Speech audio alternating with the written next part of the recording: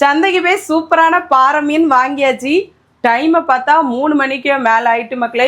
இனி போய் கறியை வச்சு எடுத்து வைக்கிறது வேலைக்கு ஆகாது. சந்தையிலிருந்தே பயங்கர பசி. உடனே நமக்கு என்ன தோணும், நம்ம அம்மா வீடு தான்.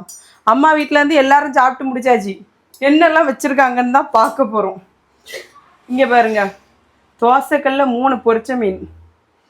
என்ன மீன் என்று தெரியவில்லை, 3 நமக்கு தான். ஏன்னா எல்லோரும் சாப்பிட்டு முடிச்சாச்சு.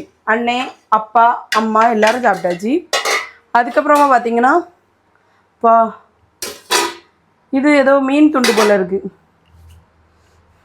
இல்லை கருவாட்டு குழம்பு. Wow, amazing. நம்மளே பயங்கர கொலை பசியில் இருக்கோம்.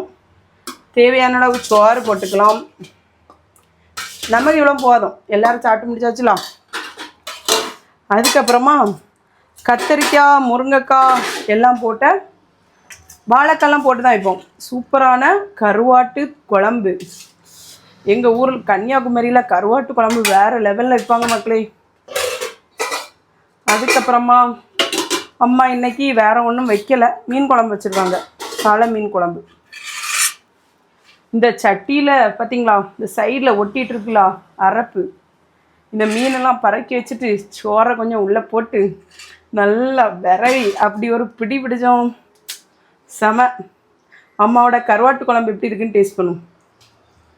நல்லா பிசையணும். இந்த தக்காளியெல்லாம் நாங்கள் முழுசாக போட்டிருக்கோன்னு சொல்லுவீங்க. சோத்து கூட இந்த தக்காளியெல்லாம் அப்படியே பிசைஞ்சி